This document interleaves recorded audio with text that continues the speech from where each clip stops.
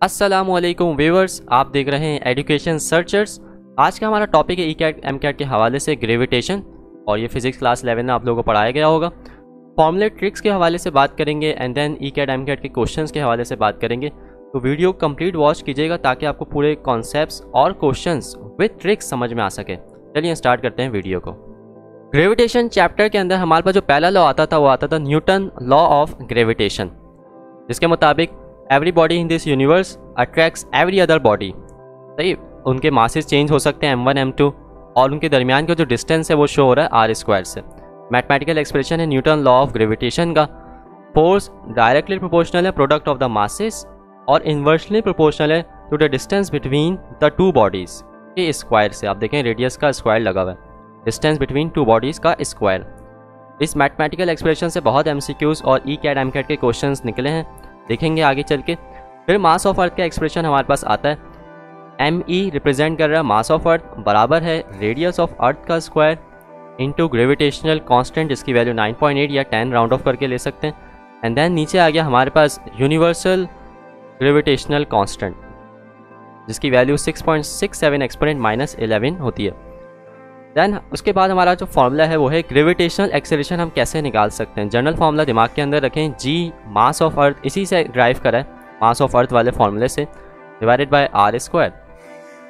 ये है ज़मीन के सरफेस पर ग्रेविटेशनल एक्सेलरेशन का फॉर्मूला। अगर हम ज़मीन के सरफेस से अबव चले जाएं तो एक जनरल फॉर्मूला ही दिमाग में रखना है। मैंने G की वैल्यू, क्योंकि ज़मीन से अबव जाना और ज़मीन की डेप्थ में जाना, दोनों में G की वैल्यू डिक्रीज़ होती है। मैंने G को G' से रिप्रेजेंट करा है यहाँ पर, और आप देख रहे होंगे कि फॉर्मूले में क्या चीज़ का फ़र्क आया, रेडियस की जगह यानी डिस्टेंस की जगह दो बॉडीज़ के दरमियान फ़र्क आ गया हाइट का, क्योंकि वो बॉडी ज़मीन की सरफेस से h हाइट पे चली गई, सिर्फ h का फ़र्क आ रहा है, बाकी पूरा फॉर्मूला सेम है। Variation of G with altitude, जब कोई भी ऑब्जेक्ट ज़मीन के सरफेस से ऊपर है एट अ हाइट कहीं भी चला जाता है तो उसकी जो ग्रेविटेशनल कांस्टेंट की वैल्यू होती है वो चेंज हो जाती है। उसका क्या फॉर्मूला, हमारे पास फॉर्मूला देखते हैं। G' रिप्रेजेंट कर रहा है जो वैल्यू ग्रेविटेशनल कांस्टेंट की चेंज हुई, equals to G fix value 9.8 at the surface of earth 1 - 2h upon RE, यानी h हाइट पे कोई भी ऑब्जेक्ट ज़मीन की सरफेस से ऊपर चला गया तो उसकी वैल्यू में चेंज आ जाएगी ग्रेविटेशनल कांस्टेंट की। रेडियस ऑफ अर्थ कांस्टेंट है। अब यहाँ से मुझे सवाल के अंदर ई कैट एम कैट में h निकालने को कहा जाता है, यानी कितनी हाइट पर ऑब्जेक्ट चला गया ज़मीन की सरफेस से। तो मैं इस पूरे फॉर्मूले को एक शॉर्टकट ट्रिक्स में बदल देता हूँ, शॉर्टकट फॉर्मूला को एक शॉर्टकट ट्रिक में। h बराबर है 1 - n divided by 2 RE radius of earth. यहाँ पर जो n है वो शो ये कर रहा है कि n is the value of G at some height. G की वैल्यू एक सम हाइट पर फर्ज कर लें, G की वैल्यू है ज़मीन की सरफेस से ऑब्जेक्ट ऊपर चला गया एट हाइट h, लेकिन उसकी G की वैल्यू चेंज हो गई 1/4। तो आपको G की वैल्यू अगर पता है तो n की जगह 1/4 रख देंगे और यहाँ से आपको हाइट मिल जाएगी इन टर्म्स ऑफ रेडियस ऑफ अर्थ। ज़्यादातर रेडियस ऑफ अर्थ की टर्म्स में ही हमें हाइट पूछी जाती है सवाल के अंदर। तो बस n की वैल्यू आपको दे दी जाएगी, क्योंकि इस फॉर्मूले के मुताबिक n की वैल्यू है। ग्रेविटेशनल एक्सेलरेशन की वैल्यू आपको देंगे तो आप यहाँ पे पुट करेंगे n की जगह, और आपको डायरेक्टली शॉर्टकट मेथड से आपको हाइट मिल जाएगी। क्योंकि इस फॉर्मूले से आप करेंगे तो ड्राइव करना पड़ेगा पहले h का फॉर्मूला, तो इससे अच्छा आप सिंपल ये ट्रिक याद रखें। इस फॉर्मूले को मैंने ड्राइव करा, शॉर्ट ट्रिक इसकी बनी, और यहाँ से आप हाइट निकाल सकते हैं कोई भी ऑब्जेक्ट की जो ज़मीन की सरफेस से एट अ हाइट चला जाए, ऊपर चला जाए। वैल्यू ऑफ G डिक्रीज होती है विद इंक्रीज इन हाइट। जैसे जैसे हाइट बढ़ती जाती है, ऑब्जेक्ट ज़मीन की सरफेस से ऊपर जाता जाता है, वैसे वैसे G की वैल्यू में कमी आती जाती है। Variation of G with depth, ज़मीन की सरफेस के अंदर अगर कोई ऑब्जेक्ट चला जाए तब क्या होगा, G की वैल्यू पे क्या फ़र्क पड़ेगा। The value of G eight depth below the surface of earth is, आप देख लें से फ़र्क क्या आ रहा है। पिछले उस सवाल के अंदर या पिछले हेडिंग के अंदर variation of G with altitude थी, और यहाँ पर variation of G with depth है तो डेप्थ आ गई, D फॉर डेप्थ। अब इसका भी एक शॉर्टकट मैंने बनाया, D बराबर है, यानी डेप्थ आपको निकालने को कहते हैं सवाल के अंदर, y - x divided by y in terms of radius of अर्थ। ये शॉर्टकट है। इस फॉर्मूले के ज़रिए आप, थोड़ा सा लेंथी प्रोसेस है डेप्थ निकालने का, तो आप इस शॉर्टकट से आराम से डेप्थ निकाल सकते हैं किसी भी ऑब्जेक्ट की जो ज़मीन की सरफेस ऑफ अर्थ से डेप्थ में चला जाए, बिलो द सरफेस ऑफ अर्थ चला जाए। अब यहाँ पर इसको समझते कैसे पहले देख लेते हैं ताकि क्वेश्चन सॉल्व करने में आसानी हो। y - x divided by y, same वही प्रोसीजर है। ग्रेविटेशनल कांस्टेंट की वैल्यू आपको दे दी जाएगी। जैसे यहाँ पे मैंने ली हुई है हाफ। न्यूमरेटर वाला जो नंबर है वो हमारा होगा 1, जो कि बराबर है x के। डिनोमिनेटर में जो नंबर है वो हमारा होगा y, मतलब x बराबर है 1 के, y बराबर है 2 के। जैसे ही मैं यहाँ पे रखूँगा तो मुझे डेप्थ मिल जाएगी इन टर्म्स ऑफ रेडियस ऑफ अर्थ, और रेडियस ऑफ अर्थ की वैल्यू है 6.4 एक्सपोनेंट 6 मीटर, लेकिन आपको in terms of radius of earth ही निकालने को कहेगा। तो सिंपल, जब भी आपको ग्रेविटेशनल एक्सेलरेशन की वैल्यू गिवन और डेप्थ निकालने को कहे कि ऑब्जेक्ट कितना डेप्थ में चला जाए, तो आप न्यूमरेटर वाली वैल्यू को सपोज करेंगे x, डिनोमिनेटर वाली वैल्यू को सपोज करेंगे y, और सिंपल आपका आंसर आ जाएगा। इस शॉर्ट ट्रिक से डेप्थ की वैल्यू पता चल जाएगी। Value of g decreases with depth from the surface of earth. With altitude और विद डेप्थ दोनों केसेस में g की वैल्यू डिक्रीज होती है, 9.8 से कम जाती है।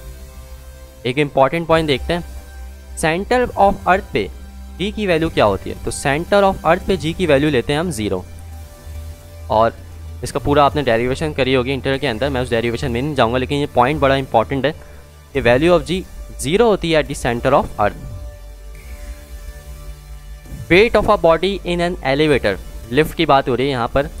जब भी बॉडीज मूव करती हैं अपवर्ड तो उनका वेट बढ़ जाता है, और इसी तरीके से जब भी बॉडी मूव करती हैं डाउनवर्ड तो उनका वेट कम हो जाता है। तो उसकी वजह क्या होता है, अपरेंट वेट ट्रू वेट से ज़्यादा हो जाता है, जिसकी वजह से जो हम लोग हैं वो हैवियर फील कर रहे होते हैं लिफ्ट में जब अपवर्ड जा रहे होते हैं।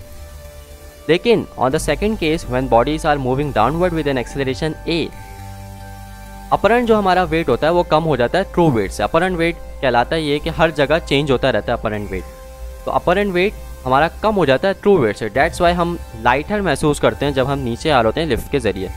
तो ये नेट फोर्स आपको निकालने को सवाल में दिया जा सकता है, F बराबर है mg प्लस ma, जब बॉडी मूव कर रही है upward with an acceleration a। Acceleration की वैल्यू आपको a की वैल्यू यहाँ पर गिवन दी जाएगी। इसी तरीके से जब बॉडी मूव करिए डाउनवर्ड तो F बराबर है mg माइनस ma, यहाँ पे भी एक्सेलरेशन की वैल्यू दी जाएगी। बस ये पॉइंट याद रखें, जब बॉडी अपवर्ड मूव करेगी वेट बॉडी का बढ़ जाएगा, और ये आपने प्रैक्टिकली भी महसूस किया होगा, फील किया होगा। The weight of a body decrease होता है जब बॉडी मूव करती है डाउनवर्ड। ऐसा लग रहा होता है हम लाइटर हो गए अपने असल वेट से। ग्रेविटेशन ई कैट एम कैट के क्वेश्चंस की जानिब हम बढ़ते हैं। पहला क्वेश्चन है, the mass of earth become 9 times the value of g will become. Mass of earth को हमने 9 गुना बढ़ा दिया, वैल्यू ऑफ g क्या हो जाएगी। ऑप्शन है हमारे पास है 4। सोल्यूशन, मास ऑफ अर्थ बराबर है रेडियस ऑफ अर्थ का square into g divided by capital G, gravitational universal gravitational constant. अब एक चीज़ का दिमाग में रखना, रिलेशन क्या है मास ऑफ अर्थ और ग्रेविटेशनल एक्सेलरेशन के दरमियान। तो रिलेशन आप इस फॉर्मूले से अंदाज़ा लगा सकते हैं, डायरेक्टली रिलेशन है मास ऑफ अर्थ और ग्रेविटेशनल एक्सेलरेशन का। तो value of g become 9 times हो जाएगी, क्योंकि मास ऑफ अर्थ भी क्या है 9 टाइम्स, डायरेक्टली रिलेशनशिप है। दैट्स वाई हमारा ऑप्शन आएगा यहाँ पर, option A is the correct one. इसलिए मैंने कहा था मैथमेटिकल एक्सप्रेशन जितने भी हैं इस चैप्टर के वो बड़े इंपॉर्टेंट है, और ये एक चीज़ अगर डबल कर रहे हैं तो दूसरी चीज़ डबल हो जाएगी। ऐसे सवाल बहुत आते हैं क्वेश्चंस के अंदर, ई कैट एम कैट के।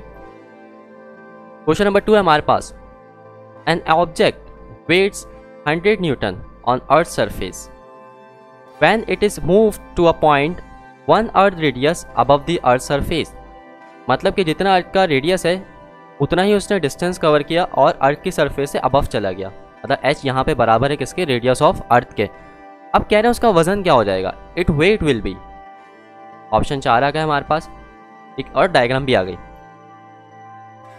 अर्थ है हमारे पास, अर्थ का रेडियस RE से रिप्रेजेंट हो रहा है, और ऑब्जेक्ट ने डिस्टेंस कवर किया ज़मीन की सरफेस से अबव कितना, रेडियस ऑफ अर्थ के बराबर, यानी h बराबर है रेडियस ऑफ अर्थ के।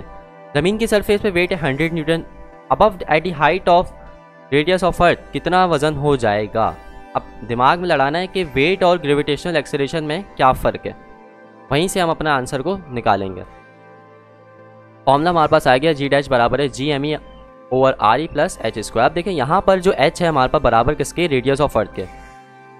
सवाल पढ़ते हैं, when it is move to a point 1 earth radius above the earth surface, मतलब उसने उतना ही डिस्टेंस कवर किया जितना रेडियस ऑफ अर्थ है। तो h बराबर है रेडियस ऑफ अर्थ के, यहाँ पे मैं h की जगह RE रख दूंगा, RE प्लस RE 2RE और 4RE का स्क्वायर हो जाएगा, और यहाँ से g डैश चेंज हो जाएगा 1/4 टाइम्स g, नॉर्मल जो हमारा एक्सेलरेशन है।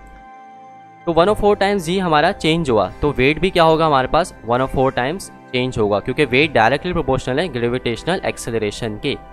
मास कांस्टेंट रहता है हर जगह, ये वाला पॉइंट दिमाग में रखना। वेट चेंज होता रहता है, आप कहीं किसी भी प्लैनेट पर चले जाएं वेट ज़रूर चेंज होगा, मास कभी भी चेंज नहीं होगा। तो जब ग्रेविटेशनल एक्सेलरेशन की वैल्यू 1/4 टाइम्स हुई है चेंज, तो वेट की भी वैल्यू 1/4 टाइम्स होगी ओरिजिनल वेट के मुकाबले में। तो 100 का 1/4 होगा हमारे पास 25 न्यूटन। तो ऑप्शन हमारे पास B is the correct one. तो सिंपल एक मैथमेटिकल एक्सप्रेशन आपको दिमाग में रखना है और वेट का रिलेशन जी से याद रखना है, ग्रेविटेशनल एक्सेलरेशन से डायरेक्टली प्रोपोर्शनल है। Option B is the correct one. Question number 3, a person has a mass of 60 kg over the surface of earth, is mass on the surface of moon will be. अभी हमने discuss किया कि आप किसी भी planet पर चले जाएं, आपका मास जो है कांस्टेंट रहेगा, भले जी की वैल्यू चेंज हो जाए, वेट की वैल्यू चेंज हो जाए, मास एक कांस्टेंट फैक्टर है। वेट की वैल्यू चेंज होती रहती है क्योंकि वेट की वैल्यू ग्रेविटेशनल एक्सेलरेशन से डायरेक्टली लिंक है। तो ऑप्शन हमारा यहाँ करेक्ट है, 60 remain same. Question number 4, at what depth from the centre of earth does the value of gravitational acceleration remains 1/2। अब देखें यहाँ पर आपको ग्रेविटेशनल एक्सेलरेशन की वैल्यू बता दी गई है 1/2, डेप्थ निकालनी है, शॉर्ट ट्रिक अप्लाई करेंगे। ऑप्शन 4 मौजूद है, इन टर्म्स ऑफ रेडियस ऑफ अर्थ मौजूद है ऑप्शन। डेप्थ बराबर है y - x divided by y RE radius of अर्थ। अब देखें जो न्यूमरेटर वाली वैल्यू है, हाफ हमें g की वैल्यू गिवन है, वो है x, और जो डिनोमिनेटर वाली वैल्यू वो है y। मैंने x की जगह रख दूंगा यहाँ 1 और y की जगह 2, तो मेरे पास जो डेप्थ आ जाएगी वो आ जाएगी हाफ रेडियस ऑफ अर्थ। तो option B is the correct one. कितनी आसानी से आपने इस फॉर्मूले से, इस फॉर्मूले ट्रिक से आपने इस क्वेश्चन को सॉल्व कर लिया। अब आप ओरिजिनल फॉर्मूला इस्तेमाल करते हैं, उसको ड्राइव करते हैं डेप्थ के लिए, तो आपको काफ़ी टाइम लगता। इस तरीके से आप जल्द से जल्द अपने आंसर तक पहुँच सकते हैं। Option B is the correct one. Question number 4। Question number 5, at what distance from the centre of earth the value of gravitational acceleration remains 1/4। अब ग्रेविटेशनल एक्सेलरेशन की वैल्यू 1/4 गिवन है at the surface of earth above the surface of earth. यहाँ पे आप देखें कि कितना distance object cover कर लेगा, हमें हाइट निकालनी है ना कि डेप्थ निकालनी है। ज़मीन की सरफेस से कितना ऊपर जाएगा ऑब्जेक्ट, ग्रेविटेशनल एक्सेलरेशन वहाँ पर होगी 1/4। सरफेस पर कितनी होती है 9.8। ट्रिक अप्लाई करेंगे, फॉर्मूला हमारे पास है h बराबर है 1 - n डिवाइडेड बाई 2। यहाँ पर कंप्लीट n जो बराबर है वो ग्रेविटेशनल एक्सेलरेशन के बराबर है, तो n की वैल्यू आ गई हमारे पास 1/4। मैं रख दूंगा n की जगह आ गया 1/4, एलसीएम लेंगे एंड देन सिंप्लीफाई करके हमारे पास आंसर आ रहा है 3/8 इन टर्म्स ऑफ रेडियस। तो option A is the correct one. पहले से एक्सप्रेशन अगर आपके दिमाग में होगा तो आप जल्द से जल्द अपने आंसर तक पहुँच जाएंगे, बनिस्बत इसके कि आप ड्राइव कर रहे हैं हाइट के लिए एक्सप्रेशन ओरिजिनल फॉर्मूले से, तो वहाँ पे टाइम लगता है ज़्यादा। आप आंसर तक तो पहुँच जाएंगे उससे भी, मगर टाइम बहुत लगेगा और हमें टाइम को मिनिमाइज करना होता है ई-कैट एम-कैट के अंदर। क्वेश्चन नंबर 5 का जो हमारा ऑप्शन है वो है A. Question number 6, the radius of a planet is 5 times the radius of earth. मतलब एक प्लैनेट है जिसका रेडियस 5 गुना ज़्यादा है रेडियस ऑफ अर्थ के मुकाबले में। बहुत सारे प्लैनेट ऐसे हैं बट ऑफ सेम मास, लेकिन दोनों का मास सेम है। The value of G on the planet will be, यानी अब वैल्यू ऑफ जी प्लैनेट की क्या होगी अर्थ के मुकाबले में, क्या वो भी 5 टाइम होगी? आइए देखते हैं। ऑप्शन 4 है मेरे पास।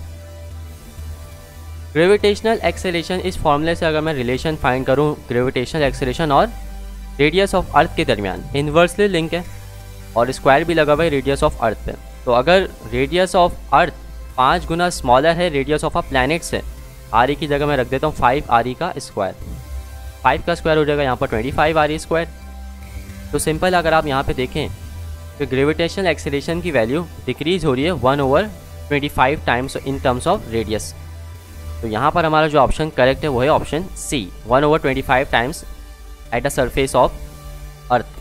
तो यहाँ पे आप देख सकते हैं कि प्लैनेट पे कितना ज़्यादा रेडियस है, प्लैनेट का 5 टाइम्स गुना ज़्यादा है। तो जी की वैल्यू क्या होगी प्लैनेट की 1/25 times of the original value eight the surface of अर्थ। ये वाला पॉइंट आपको दिमाग में रखना है। सरफेस ऑफ अर्थ पे वैल्यू कितनी है जी की 9.8, प्लैनेट के सरफेस पे 1/25 टाइम्स 9.8 हो गई। तो इतना फ़र्क आया हमारे पास gravity of the planet. Question number 7, when an elevator is move upward the weight of a body will. जब भी एलिवेटर मूव करता है अपवर्ड तो बॉडी का वेट क्या हो जाता है? ऑप्शन 4 मौजूद है, increase, decrease, remain same, none. देखें, जब भी हम एलिवेटर में होते हैं, अभी मैंने डिटेल भी बताई थी, तो जैसे ही ऊपर जाते हैं तो वेट हमें ज़्यादा महसूस हो रहा होता है क्योंकि apparent weight is larger than the true weight. तो यहाँ पर हमें महसूस हो रहा होता है हमारा वेट बढ़ गया है, हालांकि बढ़ता नहीं है। Option A is the correct one, increase. Question number 8, a man weighs 980 newton in a stationary lift. उसका वजन है, उसके ऊपर फोर्स लग रही है स्टेशनरी लिफ्ट पर 980 newton. What will be his weight if the lift starts moving up with an acceleration of 9.8 metre per second square. Lift ऊपर की जानिब मूव करने लग गई है, एक्सेलरेशन कितना है? 9.8 मीटर पर सेकेंड स्क्वायर। अब उसका वेट क्या हो जाएगा? ऑप्शन 4 मौजूद है। तो फॉर्मूला मैंने आपको दिखाया था, अपवर्ड जाने के लिए बराबर है net force mg plus ma। हमें नेट फोर्स पता करनी है। मास इनटू ग्रेविटेशनल एक्सेलरेशन की वैल्यू आपको गिवन है स्टेशनरी लिफ्ट की 980 न्यूटन, वेट के ही बराबर होता है। मास की वैल्यू आप निकाल सकते हैं, मास दोनों में सेम रहेगा, 98 मास आ गया हमारे पास। और एक्सेलरेशन की वैल्यू कितनी गिवन है सवाल में? 9.8। तो यहाँ से जो हमारे पास वैल्यू आ जाएगी वो आ जाएगी 1940.4 न्यूटन। अब आप देखेंगे कि इसके करीब करीब आंसर कौन सा है। तो ऑप्शन हमारा जो करेक्ट है वो है 1960 newton. Option C is the correct one. तो ये ग्रेविटेशन की शॉर्ट ट्रिक्स फॉर्मूले जो मैं आपको बताया, इसको अप्लाई करें क्वेश्चंस के अंदर और जितने ज़्यादा हो सकें क्वेश्चन सॉल्व करें ताकि आपके लिए आसानी हो। इस ट्रिक को याद रखें क्योंकि आप ड्राइव करेंगे, आपको मज़ीद टाइम दरकार होगा ड्राइव के लिए, और फिर उसको सॉल्व करेंगे वहीं पे ही टाइम सारा निकल जाएगा। दैन उसके बाद आप देखेंगे कॉन्सेप्ट कहाँ कहाँ अप्लाई हो रहा है। जैसे इस सवाल के अंदर लिफ्ट अपवर्ड जा रही थी, अगर डाउनवर्ड जा रही होती तो mg हो जाता mg माइनस ma। थ्योरेटिकल सवाल तो आते ही आते हैं, लेकिन आपको ये न्यूमेरिकल क्वेश्चंस पे ज़्यादा फोकस करना है, फिजिक्स के हवाले से, इसी तरह अदर सब्जेक्ट्स के हवाले से। उम्मीद है लेक्चर समझ में आया होगा, शॉर्ट ट्रिक समझ में आई होंगी। अगर कोई क्यूरी हो तो आप मुझसे कमेंट सेक्शन में पूछ सकते हैं। वीडियो को लाइक करें और जितना शेयर हो सके अपने दोस्तों में जो ECAT MCAT के स्टूडेंट्स हैं उनको शेयर करें। चैनल को सब्सक्राइब अगर अभी तक नहीं किया हुआ तो चैनल को सब्सक्राइब करें। मिलते हैं अगली वीडियो में। अल्लाह हाफिज़।